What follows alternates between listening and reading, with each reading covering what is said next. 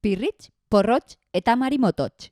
Ekaingo zaldiak. Tematuta dabil aspaldian porrotx. Jakin nahi du nortzuk ziren gure arbasoak. Gure gurasoak. Ikusi nahi ditu. Nolakoak ziren jakin. Nola hitz egiten zuten. Euskaraz egingo altzuten? Nola bizi ziren? Non? Halako egun batean konturatu zen, etzekiela ezer orain milaka urte gure herrian bizi ziren gizakiei buruz. Zerbait ikasteko asmoz, liburuak irakurri ditu, dokumentalak ikusi, interneten ibili da, baina oraindik ez dago konforme. Lagunei galdetu die. Non bizi ziren gure arbasoak? Ekainen badako bazulo bat, hor inguruan ibiliko ziren. Erantzun du marimototxek, baina porrotxek ez du ezer ere ulertu. Ekain? Ekain euren lagun baten izena da. Eta ez dago gure arbasoen argazkirik? Orduan etzegoen kamerarik, porrotx. Argazkiak nahi zituztenean, hormak margotzen zituzten. Ohera joan da porrotx arbasoak buruan. Lokartzen ari denean baina, sentitu du ohea mugitzen ari dela. Halako batean, lurretik aldendu eta egan hasi da.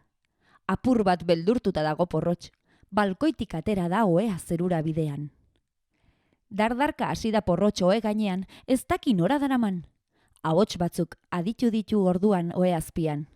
Begiratu du eta ara, Pirritx, marimototx, pupu eta lore daude zintzilik, bakoitza ohearen hanka batetik.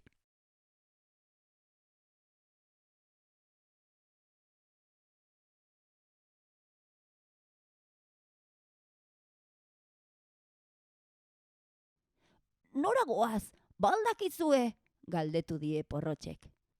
Gure arbasoak ezagutzera, etzenuen hori nahi ala? Erantzun dio Pirritxek lasai asko.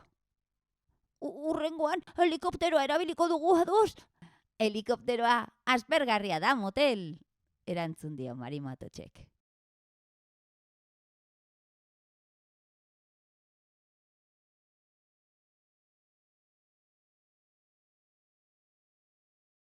Lur hartu du oheak azkenean.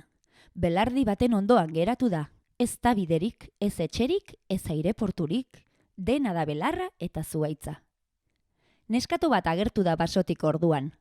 Arropa arraroak ditu soinean, animaliaren baten larruz eginikoak seguruen.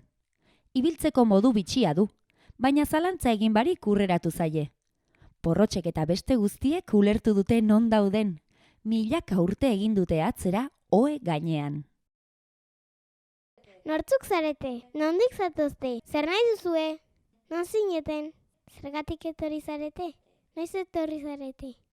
Galdera piloa egin dizkie neskak. Dena den, laster konturatu da aurrena bere burua aurkeztu behar duela. Narel dela esan die. Aita eta neba dauden lekura eraman nahi ditu.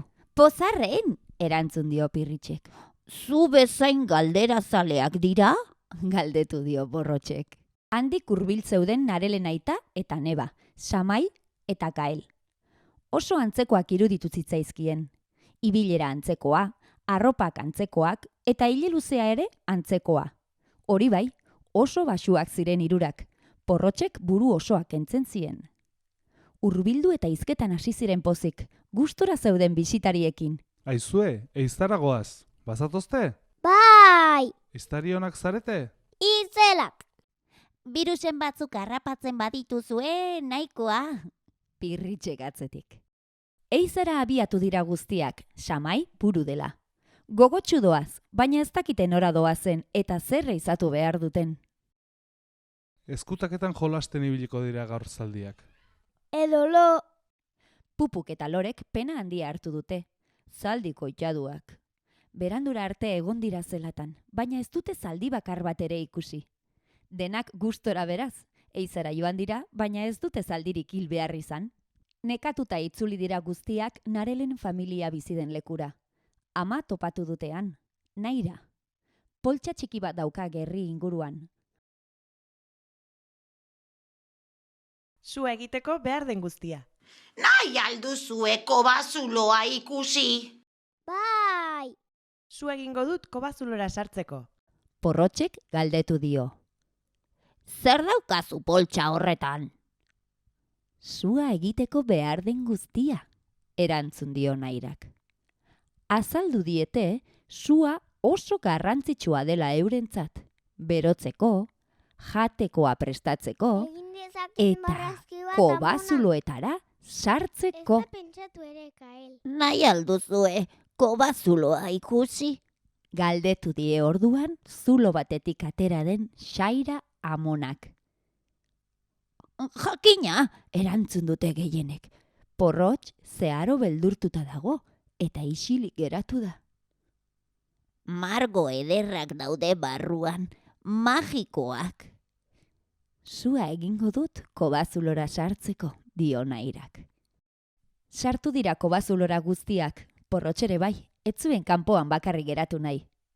Hasieran, zaldi baten irudia ikusi dute suaren argitan. Harriak zaldi itxura du.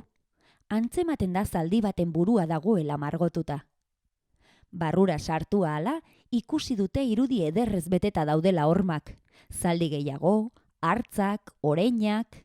Marrazki bizidunetan agertzen direnak baino hobeto eginda daude batzuk, zaldiak batez ere. Milaka urte dituzte marrazkiek. Hemen bizi izan zen hartzerraldoi baten ezurrak dira. Hori entzun eta korrika hasi da Porrotx kanporantz. Margo ederrak daude barruan, magikoak. Egin dezaket marrazki bat, amona. Ez da pentsatu ere, Kael.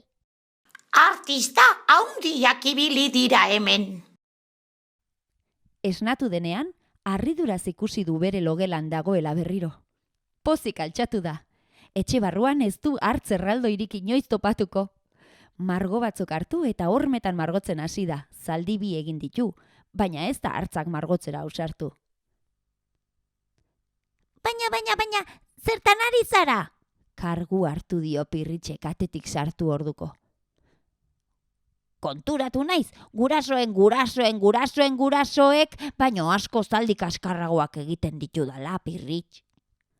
Urrengoan lagun marraztuko dut. Lagunek zu marraztuko bazintu, hobeto egingo luke, ziur.